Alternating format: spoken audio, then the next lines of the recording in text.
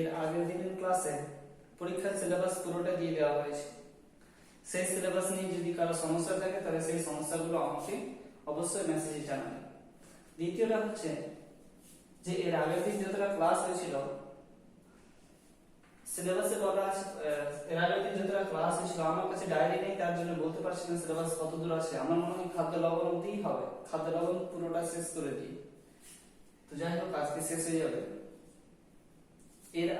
এর আগের দিন যেটা ক্লাস হয়েছিল সেটাতে কত দূর হয়েছিল, খাদ্য লবণের বেশ কিছুটা আগে অব্দি মনে হয়।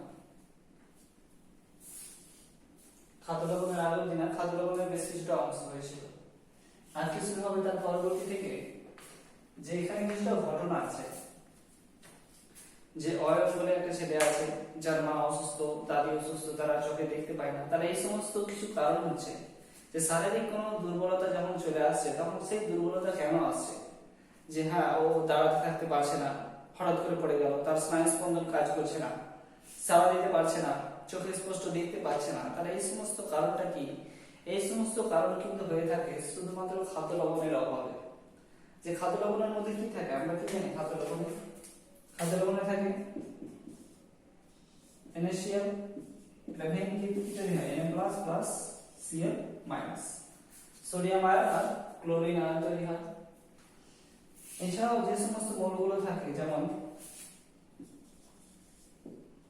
MgCl2, CaCl2, তাহলে Mg2+, Cl- Ca2++ Cl- KCl, তাহলে Q++ Cl-, তাহলে এই সমস্ত আয়নগুলো যেগুলো থাকে, তাহলে এই আয়নগুলো কিন্তু শরীরের অন্যান্য যে সমস্ত কাজ আছে সেই সমস্ত কাজকে সহায়তা করে। যেমন এখানে যদি আমি ধরে নিই ম্যাগনেসিয়ামকে বাদ দিই, যে সোডিয়াম, ক্যালসিয়াম আর পটাশিয়াম, এই তিনটার মুখ্য কাজ হচ্ছে স্নায়ু স্পন্দন পরিবহন করা। যে শরীরের কোথায় কোথায় স্নায়ু আছে, মাথার চুল থেকে শুরু করে একবারে পায়ের নখ অবধি পুরো জায়গাতে স্নায়ু এমন ভাবে যুক্ত আছে যেমন কারেন্টের তার, যে কোথাও যদি ছিন্ন হয়ে যায় তাহলে সেখান থেকে কি হবে না, কারেন্ট অতিক্রম করবে না, তড়িৎ যেতে পারবে না। ওইরকমই কোনো একটা জায়গাতেও কিন্তু এরকম নেই যে ফাঁকা আছে, স্নায়ু খুব দ্রুত কাজ করে। তাহলে এই স্নায়ু স্পন্দন প্রেরণ করে কি? স্নায়ু স্পন্দন প্রেরণ করতে সাহায্য করে এই sodium ion, calcium ion, potassium ion. তাহলে এই আয়নগুলো কি করে আমাদের শরীরের অন্যান্য চাহিদাগুলো মিটিয়ে দেয়। যেমন অন্যান্য চাহিদা বলতে ক্যালসিয়াম, তাহলে ক্যালসিয়ামের মুখ্য কাজ কি? ক্যালসিয়ামের মুখ্য কাজ হবে যে এটি হাড়ের গঠন, হাড়, দাঁতের গঠন আর হৃৎপিণ্ডের উপরে যে পেশিটা আছে সেই পেশিটার কার্য সম্পন্ন করে ক্যালসিয়াম আয়ন। ক্যালসিয়াম আয়ন পাওয়া যাবে কোথা থেকে? আবার ওই লবণ থেকে, যে লবণগুলো আমরা খেয়ে থাকি।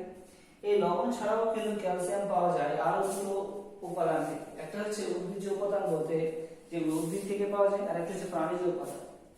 উদ্ভিজ্জ উপাদান বলতে সাধারণত শাকসবজিকেই বলবো, আর প্রাণীজ উপাদান থেকে বলবো ডায়েরি প্রোডাক্ট, যেগুলো হচ্ছে দুগ্ধ জাতীয় পদার্থ বা দুগ্ধ জাতীয় খাদ্য, সেখান থেকে কিন্তু ক্যালসিয়াম প্রচুর পরিমাণে পাওয়া যায়। দুগ্ধ জাতীয় পদার্থ থেকে বা দুগ্ধ জাতীয় দ্রব্য থেকে আরেকটা জিনিস পাওয়া যায়, সেটা হচ্ছে ফসফেট।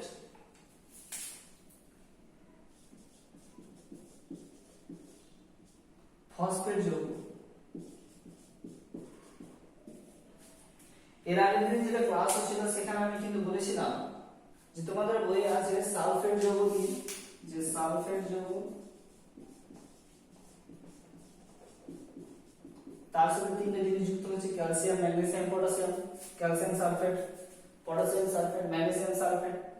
এছাড়াও আমি কিন্তু সালফেটের পরিবর্তে সেখানে লিখেছিলাম ফসফেট। ফসফেট দিয়েও কিন্তু লবণ তৈরি হয়, ফসফেট দিয়েও একাধিক লবণ আছে, যেমন ক্যালসিয়াম ফসফেট আছে, পটাশিয়াম ফসফেট আছে।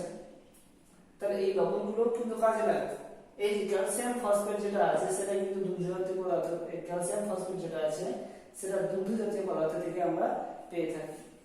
সেখান থেকে ক্যালসিয়ামটা মূলত আমাদের শরীরে বেশি পরিমাণে আসে। সালফেট যৌগ অবশ্যই লাগবে, ম্যাগনেসিয়াম সালফেট আছে। এরপরে যেটা হবে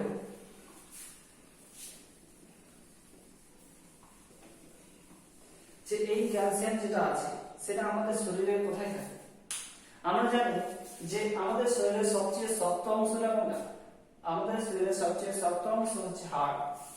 আর এই হাড়ের গঠনে 99% কাজ করে কিন্তু ক্যালসিয়াম। তাহলে আমাদের শরীরে যতটা ক্যালসিয়াম আছে তার মধ্যে 99% থাকে হাড়ের মধ্যে, বাকি 1% থাকে রক্তের মধ্যে। তাহলে এই ক্যালসিয়াম কি করে? হাড়ের গঠনে সাহায্য করে, রক্তের সঞ্চালনে সাহায্য করে, স্নায়ু স্পন্দনে সাহায্য করছে।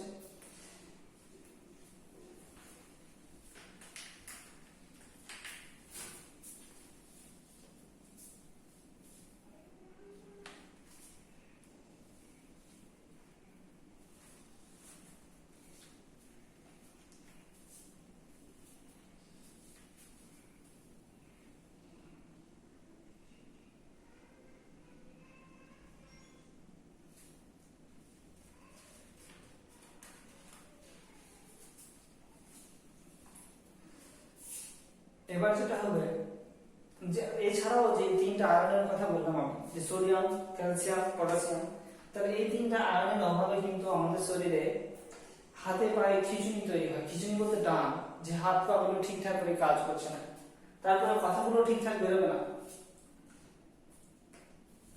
এরপরে হবে যে এই হাড়গুলো, যে এই হাড়ের মধ্যে যে ক্যালসিয়াম থাকে সেটা কিভাবে উপস্থিত থাকে? হাড়ের মধ্যে যে ক্যালসিয়াম থাকে সেটা কিন্তু সেই ক্যালসিয়ামকে বেঁধে রাখতে সাহায্য করে আমাদের শরীরে ভিটামিন ডি।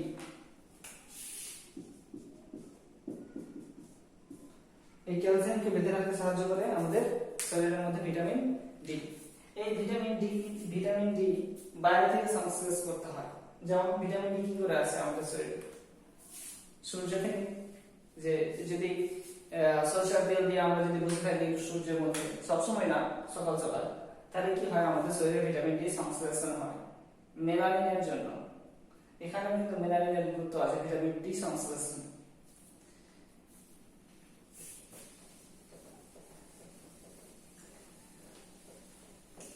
তাহলে এই কাজ হয়ে গেল যে ক্যালসিয়াম কিভাবে কাজ করে আমাদের শরীরে। এরপরে হবে একটা প্রশ্ন আছে এখানে, যে হাড়ের মধ্যে কি থাকে?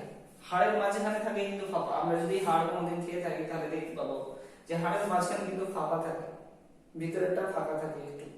তাহলে ওই ফাঁকার মধ্যে কি থাকে? জলীয় তরল থাকে, রক্তযুক্ত পদার্থ থাকে। তাহলে সেখানে বলবো এই প্রশ্ন যেটা আছে বইয়ের মধ্যে, পেজ নম্বর মনে হয় 1 to 6, তাহলে 26 পাতায় আছে। তাহলে হাড়ের মধ্যে কি থাকে? ফাঁপা থাকে, কিন্তু জলীয় তরল বা রক্ত দিয়ে পূর্ণ থাকে। এরপরে এখানে একাধিক প্রশ্ন আছে, যেমন ভিটামিন ডি এর কাজ কি, শ্বেত রক্তকণিকার কাজ কি। তাহলে ভিটামিন ডি এর কাজ কি? ভিটামিন ডি এর কাজ হচ্ছে মূলত যে ও ক্যালসিয়ামকে জড়িয়ে রেখে বা বেঁধে রেখে দিয়ে হাড়কে শক্ত করে। যদি শরীরে ক্যালসিয়ামের অভাব ঘটে, কোনো কারণে যদি ক্যালসিয়ামের অভাব ঘটে, তাহলে আমাদের হাত পা বাঁকা হয়ে যেতে পারে, এমনকি হাড় ভেঙেও যেতে পারে। আরেকটা প্রশ্ন এখানে, যে রক্তের মধ্যে যদি ক্যালসিয়ামের ঘাটতি ঘটে, যে ক্যালসিয়াম নেই রক্তের মধ্যে, তাহলে কি করা হবে? তাহলে রক্তের মধ্যে যদি ক্যালসিয়াম না থাকে, তাহলে সেই ক্যালসিয়ামের চাহিদা তখন পূরণ করে আমাদের হাড় বা হাড়ের মধ্যে থাকা জলীয় তরল যার মধ্যে ক্যালসিয়াম উপস্থিত থাকে, সেটা কিন্তু আমাদের রক্তের ক্যালসিয়ামের চাহিদা পূরণ করে দেয়। তাহলে এখান থেকে দেখতে পেলাম আমরা ক্যালসিয়ামের বিভিন্ন ব্যবহার। এরপরে যেটা প্রশ্ন করলাম যে শ্বেত রক্তকণিকার কাজ। তাহলে শ্বেত রক্তকণিকার কাজ হচ্ছে আমাদের অনাক্রম্যতা বাড়িয়ে তোলা। অনাক্রম্যতা বলতে ইমিউনিটি সিস্টেম, যে আমাদের সহজে কিন্তু রোগ জীবাণু হবে। এটাও কিন্তু আরেকভাবে যুক্ত হয় মেলানিনের সাথে। মেলানিন কি করে? মেলানিনের কাজ হচ্ছে যে শরীরের সূর্য থেকে আসা অতিবেগুনি রশ্মিকে শোষণ করে নেওয়া, শোষণ করে দিয়ে শরীরের মধ্যে অংশগুলোকে রক্ষা করা। তাছাড়াও কি করে? মেলানিন শরীরে ভিটামিন ডি এর চাহিদা পূরণ করে। ভিটামিন ডি বাড়তে গেলে কি হবে? ক্যালসিয়ামের পরিমাণ বাড়বে, কারণ ক্যালসিয়ামকে ও জমিয়ে রাখতে সাহায্য করবে। আর ওই ক্যালসিয়াম আবার কি করতে দেবে না শরীরে। ওই ক্যালসিয়ামের জন্য আমাদের শরীরে শ্বেত রক্তকণিকা ভালো কাজ করবে, বা ভিটামিন ডি এর জন্য শ্বেত রক্তকণিকা ভালোভাবে কাজ করবে। তাহলে এখানে ইমিউনিটি সিস্টেম আমাদের বৃদ্ধি করে দেবে। এরপরে আসছে ওই ক্যালসিয়াম আয়নের উপরে।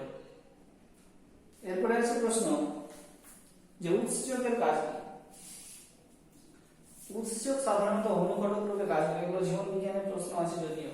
তাহলে উৎসেচক অনুঘটকের মতো কাজ করে, বিপাকীয় ক্রিয়া সাহায্য করে।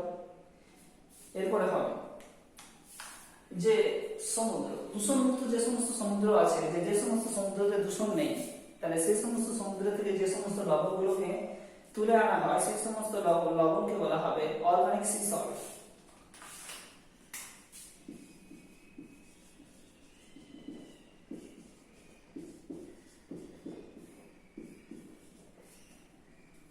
তাহলে দূষণমুক্ত সমুদ্র থেকে যে সমস্ত লবণকে তুলে আনা হয় বা যে সমস্ত লবণ তৈরি করা হয়, তাহলে সেই সমস্ত লবণকে বলা হবে organic sea salt. Organic sea সল্টের খুব গুরুত্বপূর্ণ জায়গা আছে, কারণ এর মধ্যে খুব বেশি পরিমাণে কিন্তু থাকে ম্যাগনেসিয়াম। তাহলে অর্গানিক সি সল্টের মধ্যে কি থাকে? ম্যাগনেসিয়াম থাকে। আমরা সকলেই জানি যে পৃথিবীর সমস্ত প্রাণী জগতের মধ্যে মানুষ হচ্ছে সবচেয়ে বুদ্ধিমান। এই বুদ্ধিমান হওয়ার জন্য কি দায়ী? এই বুদ্ধিমান হওয়ার জন্য আমরা সাধারণত বলতে পারবো যে মানুষের ব্রেনের যেটা গঠন আছে, সেই ব্রেনের গঠনটা দায়ী। যে ব্রেনের গঠনটা অত্যাধুনিক হওয়ার জন্য মানুষ বেশি বুদ্ধিমান। তাছাড়া আরেকটা জিনিস হচ্ছে যে আমরা লবণ খাই, মানুষ সাধারণত লবণ খায়, কিন্তু অন্যান্য প্রাণীরা কিন্তু লবণের স্বাদ জানে না, তার জন্য তারা লবণ খায় না। আর এই লবণ খাওয়ার জন্যই কিন্তু আমরা দ্বিতীয় ক্ষেত্রে বুদ্ধিমান, যে প্রথম ক্ষেত্রে ব্রেনের গঠনের জন্য, দ্বিতীয় ক্ষেত্রে লবণ খাওয়ার জন্য। কিছু কিছু জায়গা আছে যেখানে লবণ খাওয়ানো হয় প্রাণীদেরকে তার শরীরে জলের চাহিদা ঠিক মতো বজায় রাখার জন্য।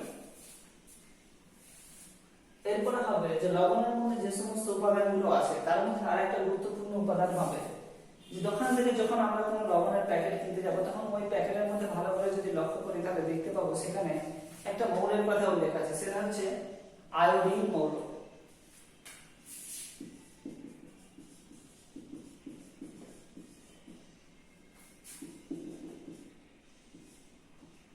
এই আয়োডিন মৌলের গুরুত্ব কিন্তু অতিরিক্ত পরিমাণে।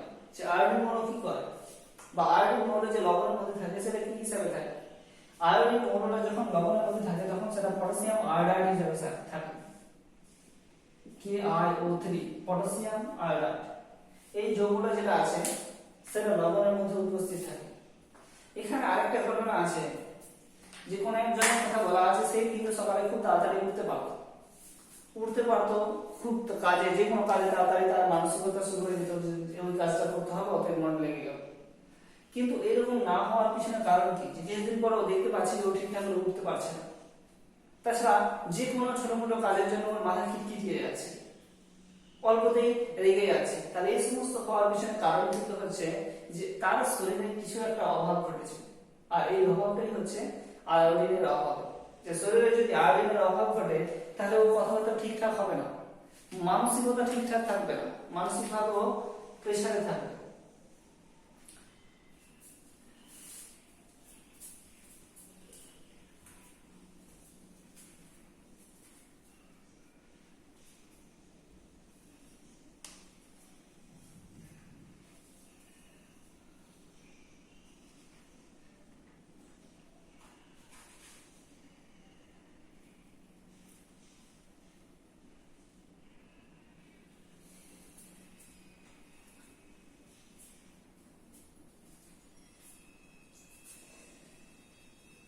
যে রুমের মধ্যে ভিডিও করছে সেই রুমের মধ্যে ফ্যান নেই, তার জন্য প্রচুর পরিমাণে ঘেমে যাচ্ছে। যাই হোক, তাহলে কি বলছিলাম? এই আয়োডিনের অভাব।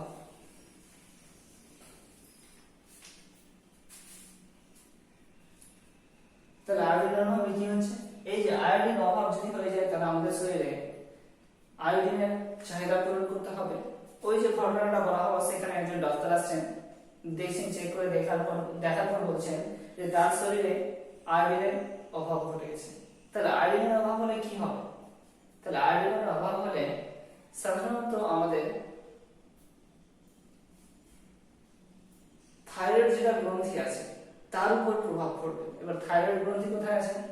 থাইরয়েড গ্রন্থি আছে যে যার সাহায্যে, যেখানে স্তরযন্ত্র আছে আমাদের, যে কথা বলতে গেলে যেখানে কম্পন সৃষ্টি হয় এই জায়গাটাতে, তাহলে এটাকে বলা হবে ষড়যন্ত্র। তাহলে ওই ষড়যন্ত্রের দুই দিকে থাকে কিন্তু থাইরয়েড গ্রন্থি। তাহলে ওই থাইরয়েড গ্রন্থি যেখানে আছে তার উপরে প্রভাব পড়বে, যে আয়োডিনের যদি অভাব হয় তাহলে তার উপরে প্রভাব পড়বে।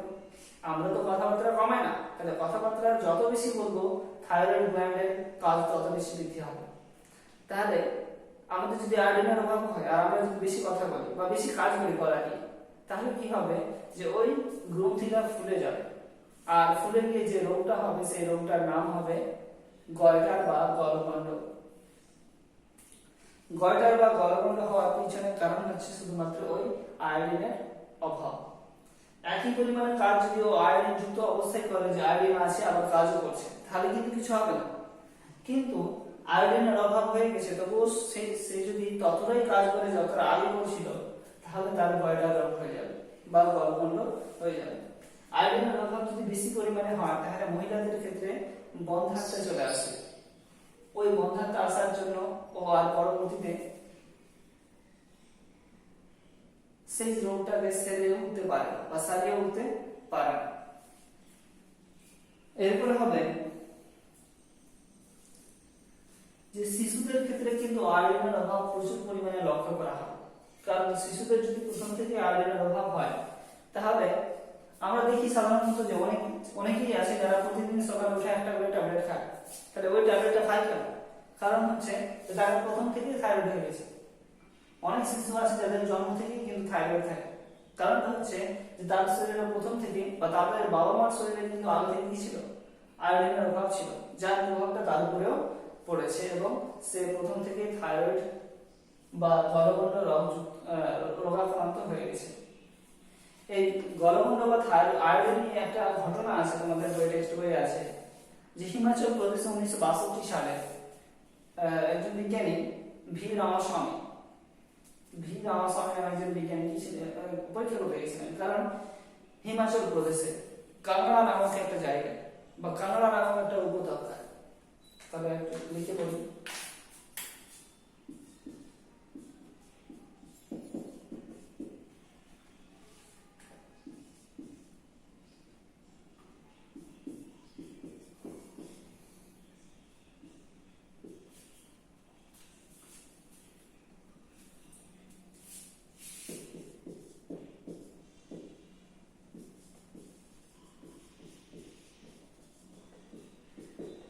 ডক্টর ভি রামাস্বামী হিমাচল প্রদেশের। কারণ গেছিলেন যে সমস্ত এলাকা পাহাড়ি বা পাহাড়ি এলাকাযুক্ত অঞ্চল, সেখানে কিন্তু আমরা আয়োডিনের অভাব দেখতে পাই। কারণ সেই সমস্ত জায়গাতে আমরা যে সমস্ত জল পান করে থাকি সাধারণত সেই জলের মধ্যে কিছুটা আয়োডিন থাকে, কিন্তু হিমাচল প্রদেশ বা পাহাড়ি এলাকায় এই আয়োডিনটা পাওয়া যায় না। কারণ তাদের জলটা খুব বেশি গভীর পরিমাণ থেকে বা খুব বেশি গভীর থেকে ওঠে না। তাহলে এই রামাস্বামী কি দেখলেন যে ওই সমস্ত লোকগুলো যাদের পাহাড়ি এলাকায় বসবাস, তাদের শরীরে কিন্তু বেশিরভাগ ক্ষেত্রে আয়োডিনের অভাব রয়েছে। তাহলে এই আয়োডিনের অভাব পূর্ণ করার জন্য 1930 সালে আয়োডিন তৈরির কারখানা বা যেখান থেকে লবণ তৈরি করা হবে আয়োডিন মিশ্রিত করে দিয়ে, সেখানে তৈরি করা হলো 1983 সালে। আর সেখান দিয়ে আয়োডিনের চাহিদা পূরণ করা হলো ভারতে।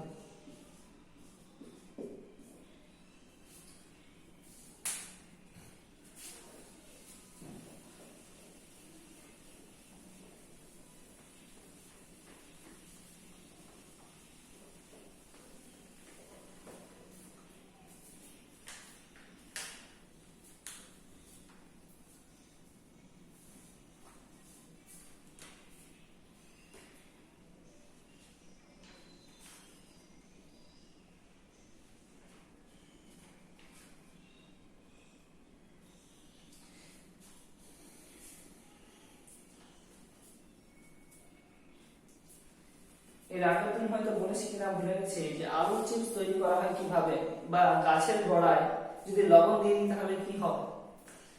আলুর চিপস তৈরি করা হয় সাধারণত দেখো যে যখন আলুটাকে কেটে দেওয়া হয়, আলুটাকে কেটে দিয়ে তাতে লবণ মিশিয়ে দেওয়া হয়। কারণ লবণ কি করবে?